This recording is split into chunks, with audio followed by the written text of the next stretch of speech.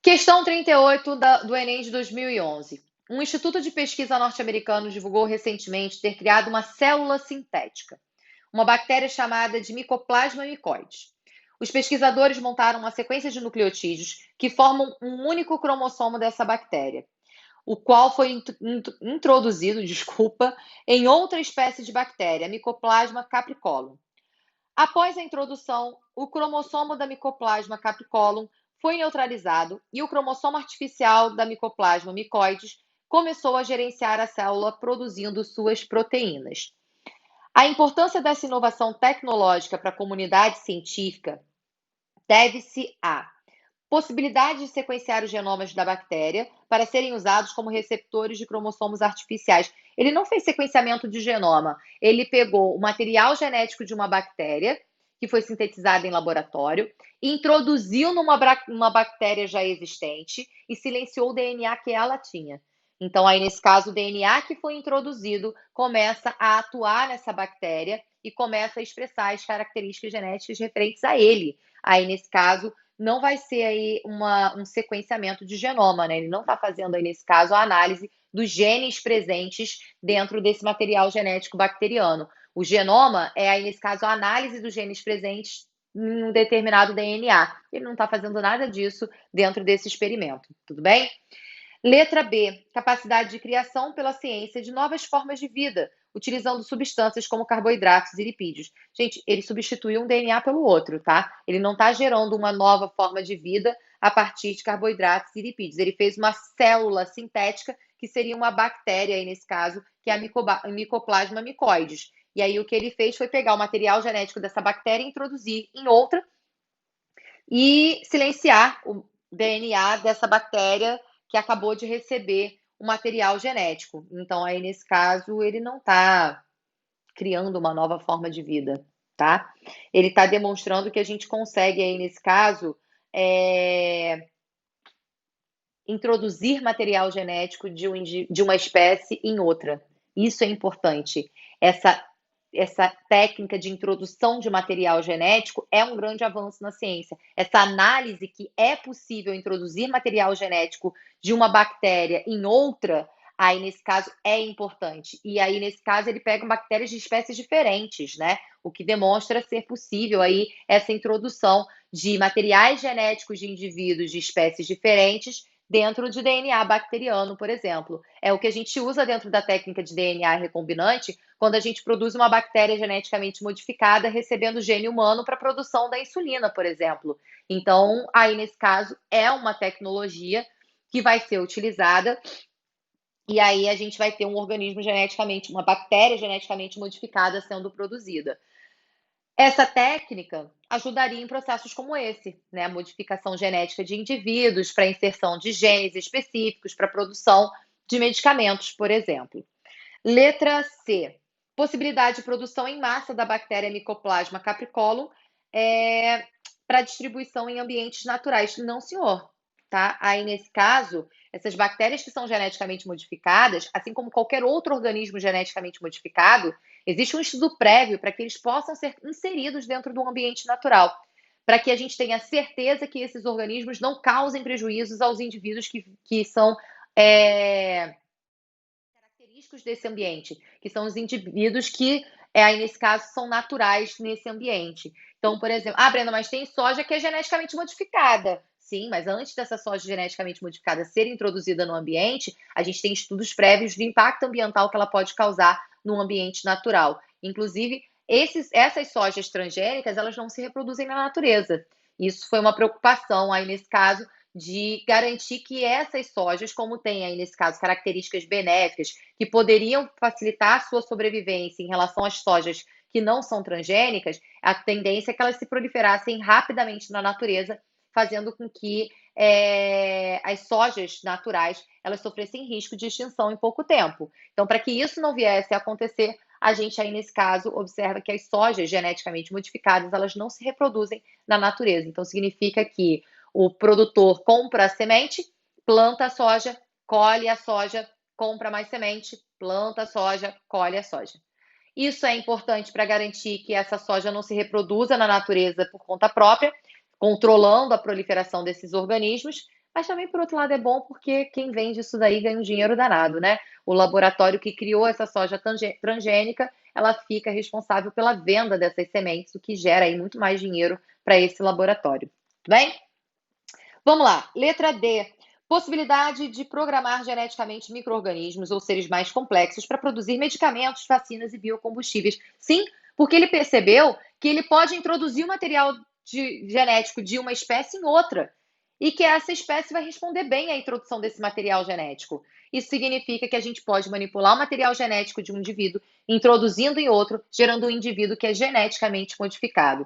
Lembra que nessa técnica de DNA recombinante, duas enzimas são super importantes. Se a gente quisesse, por exemplo, isolar um gene específico, aqui ele pegou o DNA inteiro e colocou na outra bactéria, né? Mas vamos supor que eu quisesse pegar o gene para insulina humano e introduzir em uma bactéria. O que eu deveria fazer? Usar uma enzima de restrição para isolar o gene humano, o trecho do gene humano, o gene para insulina, e uma enzima de restrição também para poder cortar o DNA bacteriano no ponto em que vai ser inserido o gene humano. E depois uma enzima ligase, que é para poder, nesse caso, ligar esses fragmentos, refazendo as ligações fosfodiéster. A enzima de restrição é chamada também de endonuclease de restrição.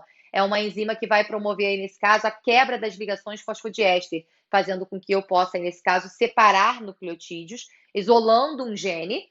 E aí a gente tem a ligase que refaz essas ligações fosfodiéster, religando esses nucleotídeos, aí nesse caso fazendo com que a fita de DNA seja novamente refeita. Então a letra D é uma ótima opção, porque aí nesse caso vai realmente ajudar nessa proposta. Letra E, capacidade da bactéria Mycoplasma capricolum de expressar suas proteínas na bactéria sintética e essas serem usadas na indústria. Na verdade, a grande descoberta é entender que a bactéria pode receber um DNA que não é dela e responder bem a essa entrada. É entender que eu posso introduzir um material genético diferente no indivíduo e que ele responde bem. E isso tem um porquê. Como o DNA é universal, a bactéria que recebe esse DNA diferente do dela, né, de uma espécie diferente da dela, ela consegue fazer a leitura desse DNA, ela consegue expressar as proteínas, porque ela vai aí, nesse caso, conseguir fazer a transcrição e tradução tranquilamente, já que o DNA é uma molécula universal. Tranquilo? Então seria a letra D. Eu acho que a letra E seria uma boa opção de errar, né? Seria uma opção aí que te deixaria um pouco, poxa, será? No caso da questão, o grande avanço ali é mostrar que o indivíduo ele pode receber material genético de outro. E aí, nesse caso, ele expressa as características genéticas desse DNA. Esse DNA é ativo nele. Então, a grande vantagem aí nesse caso é entender que eu posso fazer a manipulação de DNAs. Eu posso pegar o DNA de um ser, enfiar, enfiar é ótimo, né? E colocar e inserir na célula de outro indivíduo, de outra espécie, que ele responde bem a essa inserção. Então, eu posso manipular o DNA, recombinar o DNA, que aí, nesse caso, eu vou ter essa eficiência. A ideia só de substituir um DNA pelo outro não vai ser tão interessante, mas eu substituir um gene pelo outro, eu introduzir um gene numa bactéria, por exemplo, ou em algum outro ser vivo, fazendo ele expressar aquela característica, é interessante.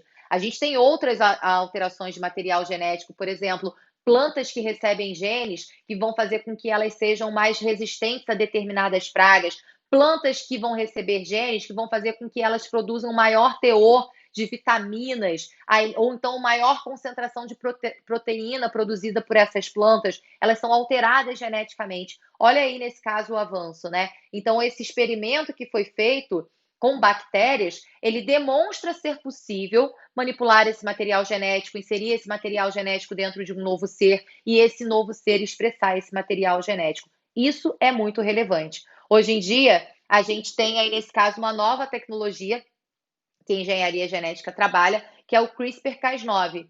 O CRISPR-Cas9, ele foi analisado a partir da atividade bacteriana. Então, a pesquisa de base, ela foi a partir da análise de DNA bacteriano. As cientistas que fizeram essa pesquisa, que foram inclusive ganhadoras de prêmio Nobel, elas vão aí, nesse caso, analisar como as bactérias respondem ao ataque de bacteriófagos.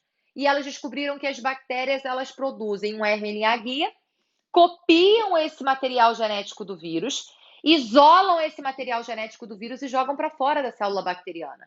E aí essas bactérias guardam a informação genética que esse vírus, aí nesse caso, tinha. Ela produziu um RNA guia, né? Então, o material genético viral é um DNA, o vírus já entra inserindo o material genético dele ali, na célula hospedeira. O que a bactéria faz? Vai lá, lê esse material genético, faz uma cópia de RNA.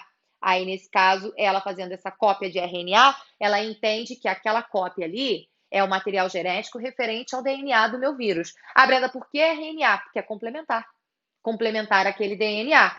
Então, quando essa bactéria for novamente infectada, ela tem esse material genético. Ela não joga fora esse RNA. Ela coloca esse RNA presente, ligado ali ao material genético dela. Aí o que vai acontecer? Quando um novo vírus infectar essa célula, se esse material genético for o mesmo, ela vai lá e vai identificar rapidamente, porque ela tem como se fosse uma estrutura que memoriza o material genético desse vírus. E aí ela vai cortar o material genético do vírus de uma forma muito precisa, removendo esse material genético. Essa pesquisa de base que foi feita por essas cientistas demonstra a possibilidade da gente usar a mesma técnica para promover aí, nesse caso, essa remoção ou inserção de genes em DNA humano, por exemplo, de uma forma muito mais eficiente, de uma forma muito mais precisa, fazendo com que os custos, por exemplo, possam ser reduzidos numa tecnologia como essa. Porque na hora que a gente pensa, mas já fazia isso, não fazia? Fazia, mas é difícil, é complexo o processo. E aí a gente ganha uma vantagem muito grande, porque entendendo esse processo realizado em bactérias, a gente usa isso para a célula humana. Então imagina só você conseguir, por exemplo, isolar o gene para anemia falciforme, remover esse gene mutante e inserir um gene normal, fazendo com que a pessoa não apresente mais esse tipo de doença. Imagina só, tem estudos sendo feitos com essa tecnologia do CRISPR-Cas9, tem estudos sendo feitos para tratamento de HIV. Então, aí, nesse caso, tem estudos sendo feitos em células infectadas com HIV, onde essa tecnologia está sendo aplicada para remoção do material genético do vírus dessas células infectadas. E essas células estão apresentando, aí, nesse caso, esse sucesso. É óbvio que isso é experimental ainda, né?